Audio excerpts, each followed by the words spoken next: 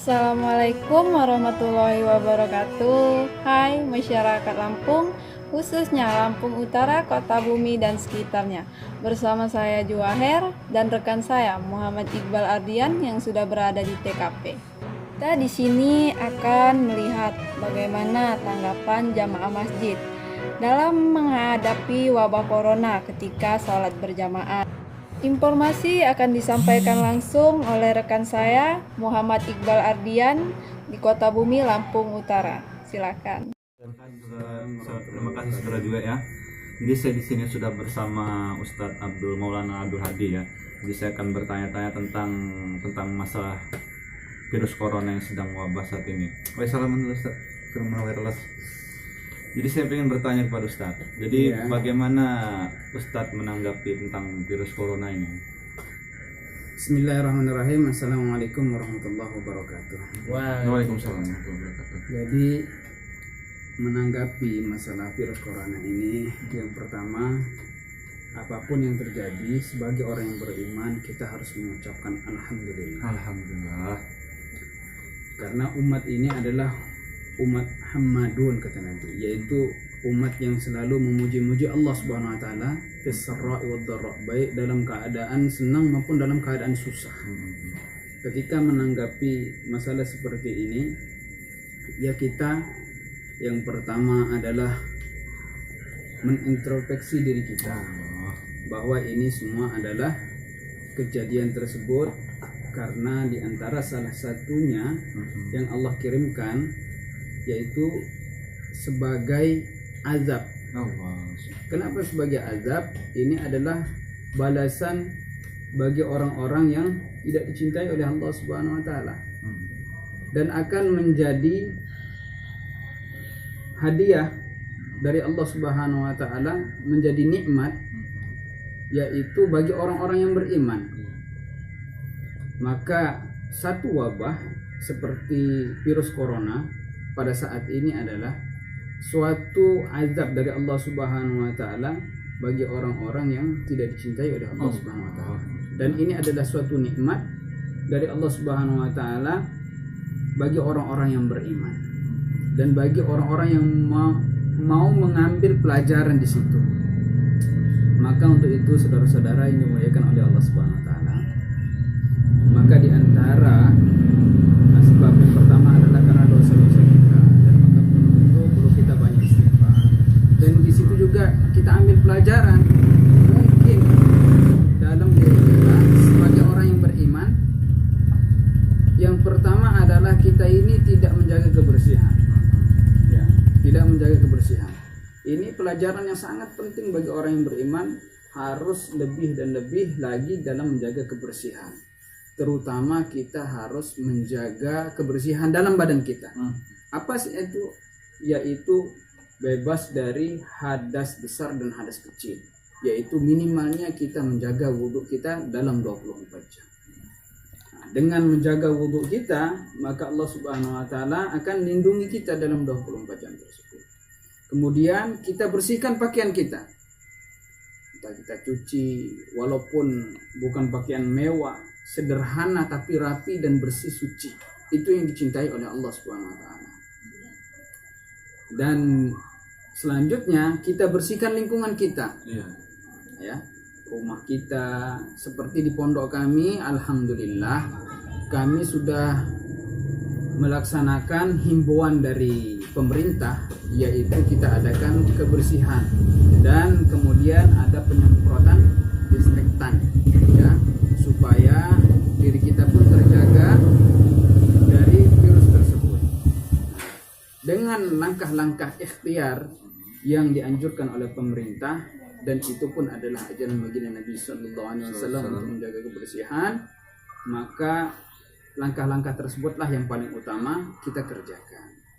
Jadi membersihkan ini. Pertama, membersihkan diri kita dulu, ya, entah itu dengan mencuci tangan, yang jelasnya adalah dengan berwudu.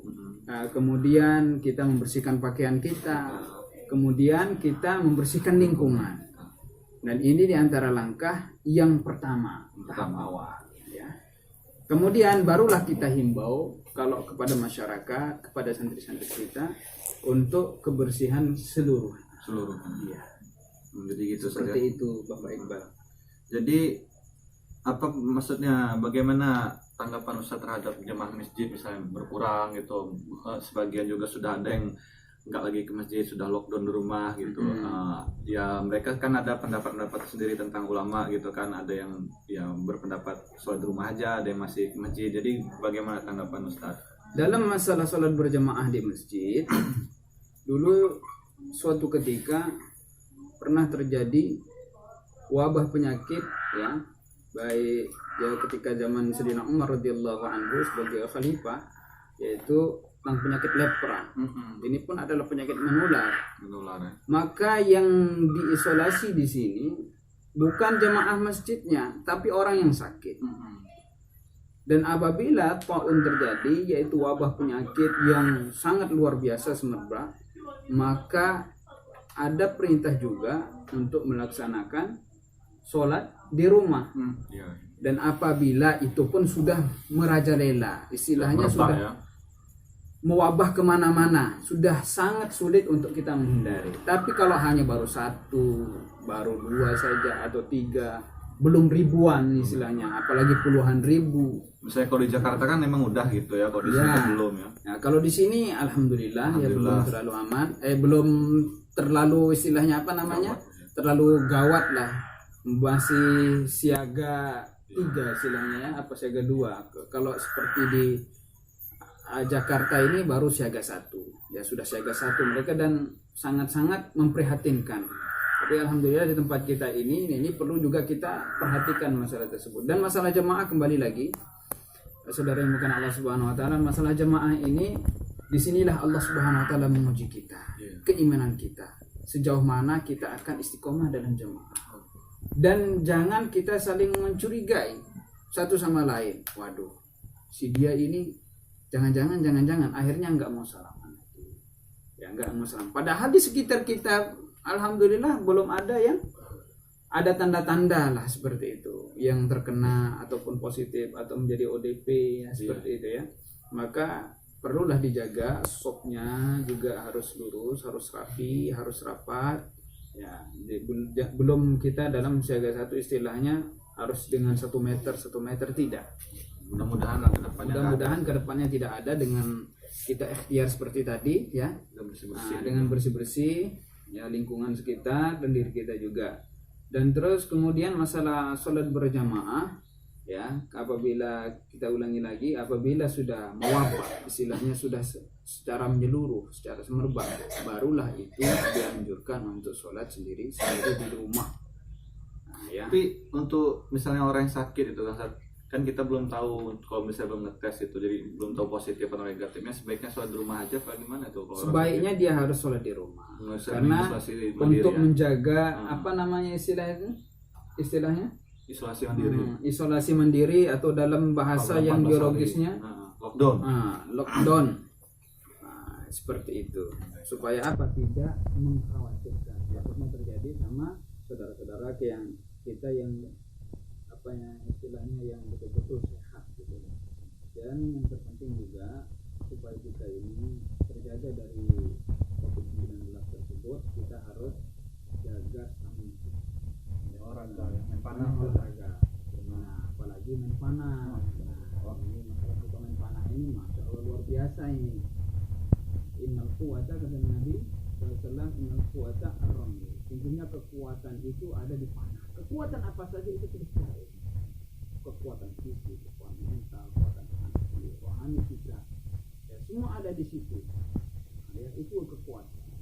Coba yang belum pernah main panah, dia tarik panah nggak usah lama-lama, 5 menit, 10 menit mungkin dia sudah, bukan masalah pegal, maka semua urat-uratnya akan ditarik dan keringatnya insya Allah akan keluar. Dan ini kemarin kita dengar dari dokter siapa itu, ini kan virus tersebut berada di serangannya adalah paru-paru ya, pernapasan, pokoknya anggota pernapasan, entah itu di tenggorokan kita atau baru ke paru-paru kita.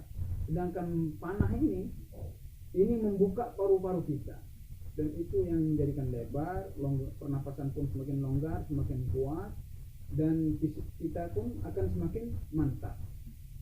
Itu diantara fadilah kalau kita manfaat olahraganya di situ, kita ambil manfaatnya di situ. Menjaga stamina lah ya. Menjaga stamina. Tubuh kita juga kuat. Jadi, Ya. terima kasih Ustaz ya. Oh iya. Untuk waktunya, mudah-mudahan semua ini bermanfaat.